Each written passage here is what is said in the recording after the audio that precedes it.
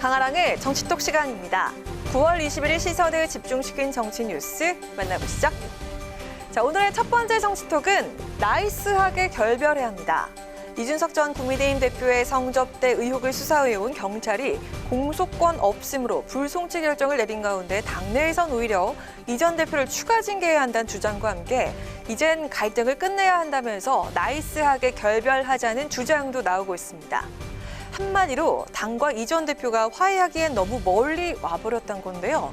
그동안 이 전 대표의 추가 징계를 주장해온 이용호 의원은 경찰의 불송치가 혐의가 없다는 뜻과는 다른 결이 아닌가라면서 외과수적 대응이 불가피한 상황이라고 강조했습니다. 너무 당의 상처, 치명상을 준 형국이고 상당히 긴 과정에서 국민들도 피로감을 느끼고 있고요. 막다른 골목에 와 있기 때문에 화해하기에는 좀 너무 멀리 왔기 때문에 그렇다고 한다면 나이스하게 결별을 하는 것이 좋겠다. 적절한 표현일지 모르겠습니다만 외과 수술적 대응, 그게 지금 불가피한 상황이 돼버렸다는.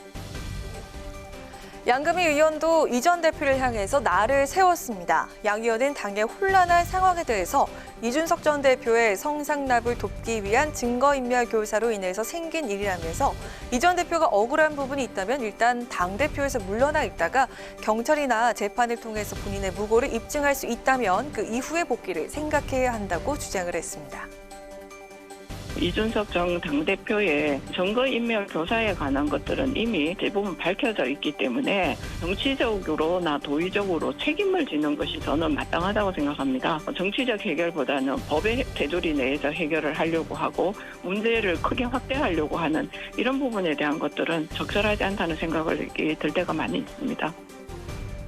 네, 한편 국민의힘은 오늘 법리를 넘어서 정치 영역까지 판단한 재판부를 신뢰할 수 없다고 주장하면서 이 전 대표가 정진석 비대위를 상대로 낸 가처분 사건의 담당 재판부를 변경해달라고 요청했지만 법원이 이를 거부하는 일도 벌어졌습니다. 이 같은 소식을 전해들은 이 전 대표 자신의 페이스북을 통해서 바보가 아닌 사람들이 말이 안 되는 행동을 할 땐 의뢰 지연 전술이라고 받아들이겠다고 꼬집었습니다. 국민의힘과 이준석 전 대표의 갈등이 벼랑 끝으로 치닫고 있습니다. 정치권 일각에선 당 윤리위가 이 전 대표에 대한 추가 징계 절차를 개시한 만큼 제명 결정이 임박했다는 관측까지 나오고 있는데요.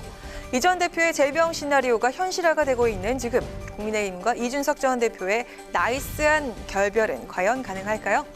자, 이어서 오늘의 두 번째 정치톡은 만담식 최고위원회의입니다. 이재명 후 출범 이후 더불어민주당 곳곳에서 다양한 변화가 감지되고 있습니다. 이재명표 민생법 입법에 속도를 내는 한편 당 지도부 회의 방식도 색다르게 변화했는데요.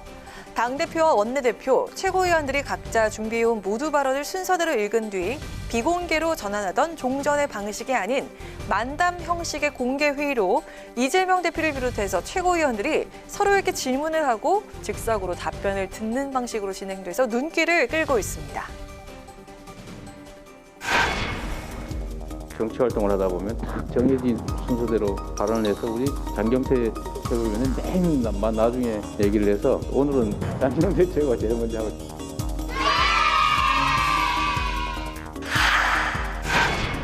윤석열 정부의 규정한 예산. 제가 서영교 최고위원님 그 예산 분석 내용을 지금 옆에서 보니까 제가 봐도 황당하고 한심하고 네. 기가 차네요. 속상합니다, 정말. 그냥 그럴 것 같아요. 네. 네. 비공개 회의 줄이고 공개 회의로 전환 노력. 이 같은 최고위원회의 스타일 변화에 대해서 이재명 대표가 직접 설명에 나서기도 했는데요. 회의가 너무 딱딱하면 재미가 없다. 정치는 재밌어야 한다라면서 비공개 회의를 줄이고 모두 공개 회의로 전환해서 국민에게 일하는 모습을 직접 보여주자고 강조했습니다.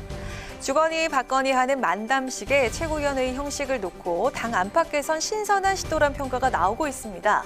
정치적인 수사만 늘어놓던 회의를 즉석 질문과 즉석 답변이 이뤄지는 능동형의 회의로 전환해서 생동감을 부여했다는 평가인데요.